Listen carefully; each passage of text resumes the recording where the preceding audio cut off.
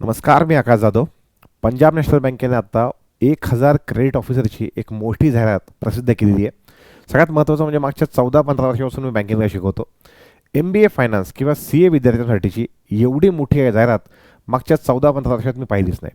सगळ्यात महत्त्वाचं जे विद्यार्थी जे MBA फायनान्स नाही आहेत, असे विद्यार्थी जर हा व्हिडिओ पाहत असतील तर त्यांना एकदम कळकळीची विनंती होती की हा व्हिडिओ ज्यांचंही MBA झालं असेल, मग ते मार्केटिंगमध्ये असो, HR मध्ये असो, IT मध्ये असो, सिस्टम्समध्ये असो, कशामध्ये असो, त्यांच्यापर्यंत हा व्हिडिओ पोहोचवा, जेणेकरून त्यांच्या माध्यमातून MBA फायनान्स झालेल्या विद्यार्थ्यांपर्यंत हा व्हिडिओ जो आहे तो जाईल.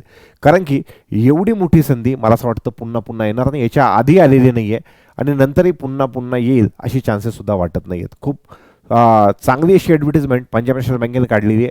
एका चांगल्या प्रोफाईलसाठी, क्रेडिट ऑफिसरच्या प्रोफाईलसाठी ह्या जाहिराती आहेत. मागच्या काही दिवसांत तुम्ही पाहतात की क्रेडिट ऑफिसरची स्पेशल जाहिरात जी आहे ती निघते. बँक ऑफ इंडियाने आत्ताच क्रेडिट ऑफिसरची एक मणिपालसाठीची एक कोर्ससाठीची एक बॅचसुद्धा रिक्रूट केलेली आहे.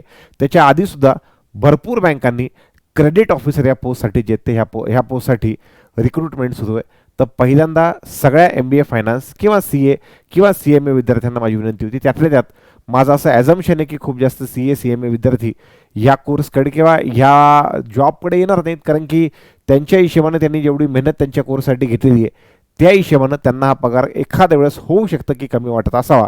पण एक मोठा आकडा MBA फायनान्स झालेल्या विद्यार्थ्यांचा किंवा एक पकडून चला दुसरं एक लॉजिक म्हणजे CA झालेले विद्यार्थी आणि भारतातून MBA फायनान्स झालेले विद्यार्थी, MBA फायनान्स झालेल्या विद्यार्थ्यांचा असा आकडा जो तुम्हाला जास्त वाटतो. तर त्यामुळं जेवढे जास्तीत जास्त MBA फायनान्स झालेले विद्यार्थी असतील त्यांच्यापर्यंत हा मेसेज तुम्हाला पोहोचवायचा आहे. नंबर एक.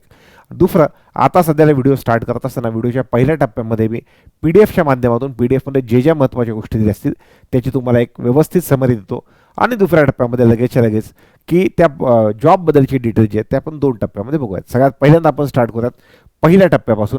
पहिल्या टप्प्यामध्ये ही आहे जाहिराती म्हणजे पंजाब नॅशनल बँकेचं हेडक्वार्टर आहे ते दिल्लीला आहे.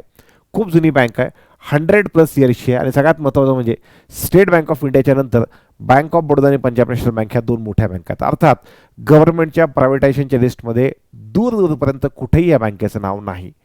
तर त्याची ॲडव्हर्टिजमेंट जी आलेली ती 7 फेब्रुवारीला जाहिरात किंवा ॲप्लिकेशन स्टार्ट होणार आहे आणि ॲप्लिकेशनची लास्ट डेट ही 25 फेब्रुवारी असेल. ऑनलाईन एक्झाम जर झाली तर मार्च किंवा एप्रिलमध्ये होईल. जर झाली तर त्यांचं म्हणणं आहे की ॲप्लिकेशन कमी आले तर आम्ही डायरेक्ट इंटरव्ह्यू घेऊ, ॲप्लिकेशन जास्त आले तर आम्ही ऑनलाईन एक्झाम घेऊयात.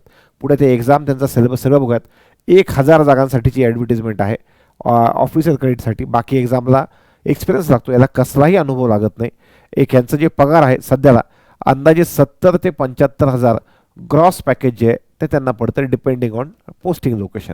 ह्या पद्धतीनं आहे. हा जुना पगार आहे ज्यामध्ये 36,000 बेसिक आहे. आता त्याच्यामध्ये 17% घसघशीत वाढ झालेली आहे. ज्या वेळेला तुम्ही जॉईन व्हाल तर त्यामध्ये हा बेसिक जो आहे तो तुम्हाला 17% वाढला किंवा ओव्हरऑलच पगार किंवा बाकी सगळ्या गोष्टी एक अंदाजे 20% तुम्हाला वाढलेले दिसतील आणि त्या 80,000च्या पुढच्या घरामध्ये जे ते गेलेले असतील. आपण थोडंसं पुढे येऊयात. तर मी ह्याच ॲडबद्दल जास्त सांगतो. ऑफिसर क्रेडिट बाकीसुद्धा जाहिरात आहेत, पण बाकी जागा पण कमी आहेत आणि ऑफिसर क्रेडिटच्या जागा खूप जास्त आहेत. 1000मध्ये यावेळेला प्रत्येक कॅटेगरीला जागा आहेत बघा. प्रत्येक खूप वेळेस असं होतं की कधी SCच्या वेकन्सी कमी असतात, ST कमी असतं, OBC कमी असतं, EWS. बिलकुल ज्या प्रपोर्शनमध्ये पाहिजे त्याच प्रपोर्शनमध्ये ह्या टोटल ज्या आहेत त्या वेकन्सीज आहेत. आपण थोडंसं पुढे येऊ ज्यामध्ये कॅन्डिडेटच्या नॅशनॅलिटी बाकी सगळ्या गोष्टी दिल्या आहेत. ह्याच्यासाठी आता मी पहिल्यांदा सांगतो ही JMGS स्केल 1 आहे, अर्थात फ्रेशरसाठीचा हा जॉब आहे. ह्याची एज लिमिट 21 ते 28 दिलेली आहे. ह्यासाठी काय काय पाहिजे? 21 ते 28. OBC 3 वर्ष जास्त, SC ST 5 वर्ष जास्त. ह्यासाठी एक तर तुम्ही CA पाहिजे किंवा CA नसाल तर CMA पाहिजे, CMA नसाल तर CFA झालेलं पाहिजे आणि तेही नसाल तर तुम्ही फुल टाईम MBA तुमचं पाहिजे किंवा PGDBM जे PGDBM चालतं. हे सर मणिपालचं चालेल का? तर मणिपालचं चालणार नाही, कारण की ते AICTE किंवा UGC अप्रूव्ड पाहिजे ज्याच्यामध्ये ॲग्रिगेट 60% पाहिजेत. म्हणजे तुमच्या जेवढ्याही वर्षाचं MBA होतं तेवढ्या वर्षाचं ॲग्रिगेट, शेवटच्या वर्षाचं नाही, ॲग्रिगेट 60% त्यामध्ये तुम्हाला पाहिजेत. सर मुक्त विद्यापीठाची YCMU किंवा IGNOची डिग्री चालेल का? तर त्याचं उत्तर आहे नाही, कारण की त्याचं जे आहे ते फुल टाईम दिलेला वेळ पाहिजे, पार्ट टाईम नाही.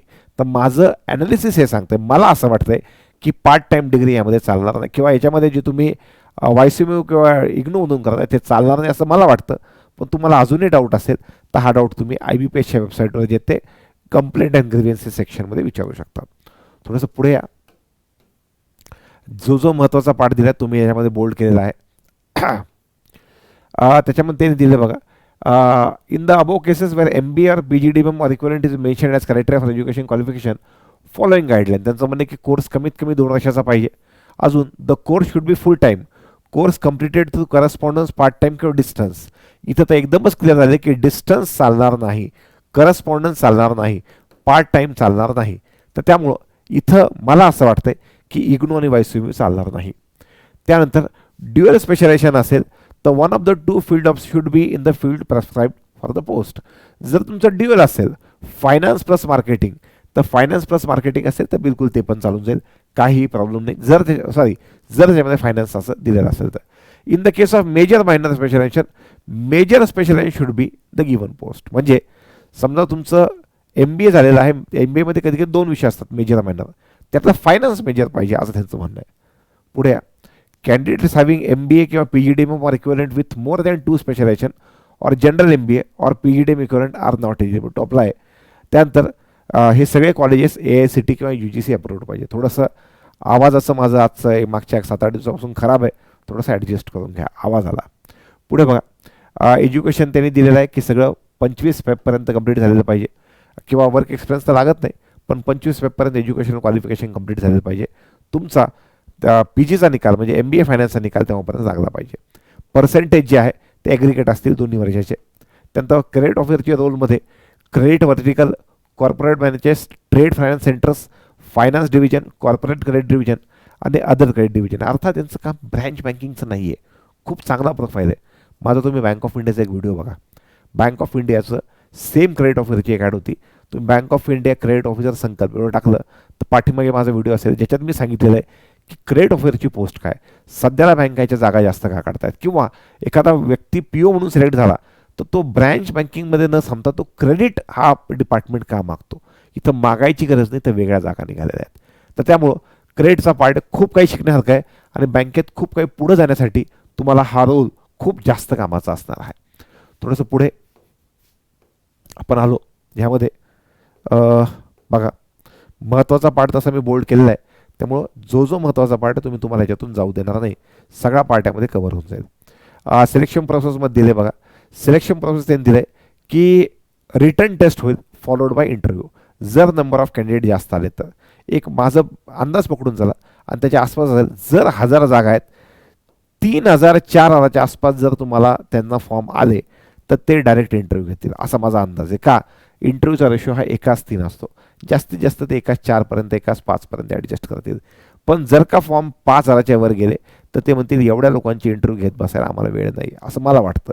त्यामुळे जर फॉर्म त्यापेक्षा जास्त गेले तर इंटरव्ह्यू होण्याची दाट शक्यता आहे, तर रिटर्न टेस्ट होण्याची दाट शक्यता आहे. फक्त इंटरव्ह्यूवर काम चालणार नाही. सर तुमचा अंदाज काय आहे? तर ॲडव्हर्टिजमेंट इतकी मोठी आहे, भारतामध्ये मोठमोठे यूट्यूबर आहेत, ही ॲडव्हर्टिजमेंट वेगवेगळ्या विद्यार्थ्यांपर्यंत पोहोचतात. तर मला असं वाटतं की तुम्ही एक्झामच्या तयारीला लागाच, कारण की एक्झाम होईलच असा माझा अंदाज आहे. पुढे त्यामुळे त्यांनी सिनारिओ दिलं आहे की ऑनलाईन टेस्ट जर तुम्ही घेतली आणि मग इंटरव्ह्यू घेतला तर ऑनलाईन टेस्ट कशी घेणार. आम्ही पार्ट 1 आणि पार्ट 2मध्ये घेऊ.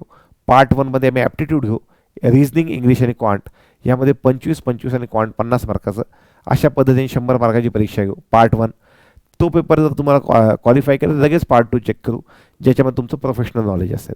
प्रोफेशनल नॉलेज 50 क्वेश्चन 100 मार्काचं असेल. पण वरचं जे ॲप्टिट्यूड आहे पार्ट 1 जे आहे ते क्वालिफाईंग असेल. हे प्रोफेशनल नॉलेजचे 100 मार्क आणि इंटरव्ह्यूचे 50 मार्क असं 150पैकी सिलेक्शन करू. हे 100 आणि इंटरव्ह्यूचे 50 150पैकी सिलेक्शन करू, जे जेवढे असतं त्या पद्धतीनं. पुढे निगेटिव्ह मार्किंग 25% असेल. पण जर का फॉर्मच कमी आले, माझा अंदाज 3-4 हजाराच्या आसपास फॉर्म आले, तर तेवढे फॉर्म येणार नाही आहेत, पण याच्या आसपास फॉर्म आले तर अशा केसमध्ये तुम्हाला डायरेक्टली इंटरव्ह्यू द्यावा लागेल आणि इंटरव्ह्यू 50 मार्काचा असेल. इंटरव्ह्यूमध्ये ज्याचे मार्क जास्त त्या पद्धतीने त्यांनी साधारणतः ह्या सगळ्या गोष्टी ज्या आहेत ते दिलेल्या आहेत. बघा, जो पार्ट त्यांनी त्यात सांगितलेला आहे तो पार्ट मी आता तुम्हाला तोंडी सांगण्याचा प्रयत्न केलेला आहे. थोडंसं पुढे एक्झामचे सेंटर कुठं कुठं आहेत तर महाराष्ट्रामध्ये मुंबई, नवी मुंबई, ठाणे, मुंबई मेट्रोपॉलिटन रिजन, नागपूर, नाशिक, पुणे, कोल्हापूर हे सेंटर आहेत. सेंटर भरपूर आहेत. जर का तुम्ही इतर शहरांमधले असाल तर अशा संधी पुन्हा पुन्हा येत नाहीत. या एक्झामसाठी कॉम्पिटिशन कमी नाही तर खूप कमी असणार आहे. तुम्ही जर बघत असाल तर जनरल ग्रॅज्युएट ज्या एक्झाम देतात पी ओ क्लर्कच्या, त्यासाठी एका जागेसाठी 200 फॉर्मचे या पद्धतीचा रेशो असतो, किंवा एका फॉर्मसाठी एका जागेसाठी 300पर्यंत जागा लागतात. इथं मला वाटत नाही की हा रेशो जो आहे 1:2 खूप डोक्यावरून पाणी गेलं 20-25च्या वर जाईल म्हणून. असं वाटत नाही, कारण की 1000 जागा आहेत तर इंटू 20 टाइम्स किंवा into 25 times maximum 50 times, maximum 50 times जे तिथपर्यंत जाईल, हेही चान्सेस कमी आहेत तिथपर्यंत जाईल. तर त्यामुळं एका जागेसाठी 20 एवढी कमी कॉम्पिटिशन असेल. तुम्ही पी ओ क्लर्क व्हायचं असेल तर एवढी जास्त कॉम्पिटिशन असते. त्यामुळं एकदम एक्सक्यूज देऊ नका की एक्झाम सेंटर माझ्या गावात नाही आहे म्हणून मी एक्झामला जाणार नाही, असं एक्सक्यूज देऊ नका. एकच एक्झाम आहे, जर एक्झाम झाली तर. थोडंसं पुढे या. PWD कॅन्डिडेटला सांगितलं आहे की तुम्ही MBA फायनान्स आहेत ना, MBA फायनान्स सोडून बाकी कुणी तुमचा सोबतचा स्क्राईब म्हणून जे ते चालेल, बाकी कुणाला आहे ना, पण बाकी त्यांना नको. डॉक्युमेंटची यादी कोणती त्यांनी यादी दिलेली आहे, तेवढं तरी काम पाहायचं तुम्हाला करायचं आहे. त्यामुळे सगळं एकदम स्पून फिडिंगमध्ये सांगा असं होऊ देऊ नका. एक्झामची फीज SC ST आणि फिजिकली चॅलेंज विद्यार्थ्यांना ₹50 प्लस GST आणि अदर कॅटेगरीला 1000 प्लस GST अशा पद्धतीने. ॲप्लिकेशनची ही प्रोसेस आहे ती 7 फेबपासून ते 25 फेबपर्यंत आहे. एक्झाम जर झाली तर IBPSच घेईल. इंटरव्ह्यूचा पार्ट मात्र पंजाब नॅशनल बँक स्वतःहून कंडक्ट करत असते. बाकी ॲप्लिकेशन प्रोसेस टिपिकल IBPSची कशी कशी असते ती 1000 ॲप्लिकेशन तुम्ही आतापर्यंत केले असते, त्यामुळे वेगळं सांगायची गरज नको. आणि जॉईन केल्याच्यानंतर पहिल्यांदा तुम्हाला 1,00,000चा बॉन्ड अमाऊंट आहे 3 वर्षासाठी. म्हणजे तुम्ही 3 वर्षाच्या आत जर बँक सोडली तर ₹1,00,000 तुम्हाला बॉन्डचे भरायचे आहेत, जे खूप छोटी अमाऊंट आहे. का? कारण की तुमचा तो महिना सव्वा महिन्याचा पगार आहे फक्त. तर तुम्ही तो सहज भरू शकता ज्यावेळेस तुम्हाला वाटलं त्यावेळेस. 1,00,000चा बॉन्ड अमाऊंट ह्या पोस्टसाठी मोठी गोष्ट नाही. तुम्ही का सोडाल? ह्याच्यापेक्षा मोठी अपॉर्च्युनिटी सापडली तरच तुम्ही सोडाल. तर त्या पद्धतीनं तसं पाहिलं तर 1,00,000 मोठी अमाऊंट नाही. पुढे अजून क्रेडिट हिस्ट्री दिली की तुमचं क्रेडिट स्कोअर जो आहे तो 680पेक्षा जास्त पाहिजे. आता बँकांनी ॲड केलेलं आहे, त्यामुळे कोणतं थकीत लोन असेल तर ते भरण्याचा प्रयत्न करा. एकदाच एकाच पोस्टला अप्लाय करा. एकापेक्षा जास्त केले तर शेवटचा फॉर्म आम्ही कन्सिडर करू, असंही प्रत्येक IBPSचा फॉर्म म्हणतो. यांनी सुद्धा तेच म्हणण्याचा प्रयत्न केलेला आहे. अजून बघा, MBA फायनान्स विद्यार्थ्यांना आजपर्यंतची ही ऐतिहासिक सगळ्यात मोठी संधी आहे. आता मी तेवढं जास्त ओढू शकत नाही, पण जर का माझा घसा चांगला असला असता ना, तुम्हाला ह्याही व्हिडिओमधला माझा आवाज खूप मोठा दिसला असता. MBA marketing HR IB IT चालेल का? तर बिलकुल चालणार नाही. AICTE अप्रूव्ड पाहिजे, मणिपालचं पाहिजे, मणिपालचं चालणार नाही. तर त्यामुळं अशा पद्धतीने दिलेलं आहे. ड्युअल डिग्री असेल, त्यांनी सांगितलेलं आहे मेजर फायनान्स असेल तर मेजर फायनान्स पाहिजे. ड्युअल डिग्री असेल तर बिलकुल चालेल, त्यामध्ये फायनान्स एक सब्जेक्ट पाहिजे. त्यानंतर मायनर असेल तर चालणार नाही. मुक्त विद्यापीठ जे ते चालणार नाही. प्रोफेशनल नॉलेजची तयारी जी आहे तर ती MBA फायनान्स CA आणि CMA. खूप लोकांना वाटतं आपल्या कॉलेजचे विषय असतात का? तुम्ही साधा विचार करा ना. जर तुम्हाला वाटतं की MBA फायनान्सचे विषय असतील, कॉलेजचे विषय असतील, यार मग CA वाले काय करतील, CMA वाले काय करतील, CFA वाले काय करतील? तर तिघांना कॉमन जो त्यांनी शिकलेला पार्ट आहे तोच असेल. एक अजून एक गोष्ट लक्षात घ्या, IBPSची एक्झाम घेते ना, IBPS म्हणजे ही पण एक्झाम IBPSच घेईल. IBPS ॲप्टिट्यूड खूप घाणेरडं विचारते, खतरनाक विचारते. पण IBPS टेक्निकलचा पार्ट जो आहे ना, तो जनरली डिफिकल्टी लेवल अशा गेटच्या लेवलला कधीच घेऊन जात नाही. आम्ही इंजिनिअरिंगवाला आहे त्यामुळे गेटच्या लेवलला कधी घेऊन जात नाही. तुम्ही बघा IBPS महाट्रान्सको, महाजेनको, महाडिस्कॉमला इलेक्ट्रिकल, मेकॅनिकल, कम्प्युटर, इलेक्ट्रॉनिक्सवाल्यांचे पेपर घेते. तर त्यांची टेक्निकलची डिफिकल्टी कमी असते. तर त्यामुळं सर माझं MBA फायनान्स होऊन एवढं एवढं वर्ष झालेलं आहे, मला आता काही आठवत नाही, तुलाच नाही, खूप लोकांना आठवत नाही. न्यू इंडिया ॲश्युरन्समध्ये ऑटोमोबाईल इंजिनिअरिंग म्हणून अप्लाय करून मुलांनी फक्त अप्लाय केलं आणि सिलेक्शन झालं. का? तर तुम्हाला येत नव्हतं, बाकी कुणाला येत नव्हतं. तर त्यामुळं ह्यांच्या सगळ्यांचा कॉमन सिलेबस आहे. तर हे मनातून काढून टाका की माझा सिलेबस, माझं कॉलेजचे सब्जेक्ट आता मला तेव्हाच येत नव्हते, आता मला काय येणार आहेत, असं सांगू नका. का? कारण की तो वाला पार्ट जो तो मॅनेज होतो, तुम्ही फक्त अभ्यासाला लागा. सर कुठून अभ्यासाला लागायचं? तर सध्याला रेफरन्स बुकसाठी GIB आणि CIB जो जो कॉमन पार्ट तुम्हाला क्रेडिट संबंधित सापडतो तो क्रेडिटवाला पार्ट जो तो तुम्हाला करायचा आहे. परीक्षा होण्याची आणि अजून याच्यामध्ये अजून जास्त माहिती सापडली तर मी माझ्या मंथली सेशनमध्ये ते पण सांगत जातो. परीक्षा होण्याचे किती चान्सेस आहेत? मला खूप वाटतात की फक्त इंटरव्ह्यूचे चान्सेस मला कमी वाटतात. त्यानंतर वर्क एक्सपिरियन्सची गरज आहे का? बिलकुल नाही, डिझायरेबल लिहिलेलं आहे. पगार साधारणतः मी सांगितला सध्याच्या जुन्या पद्धतीने 70-75,000, पण तो वाढला आहे तुमच्या जॉईनिंगपर्यंत, तो 80-85,000 होईल.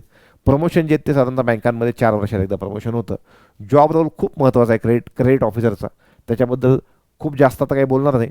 आणि पोस्टिंग लोकेशन त्याने अक्रॉस इंडिया दिलेलं आहे.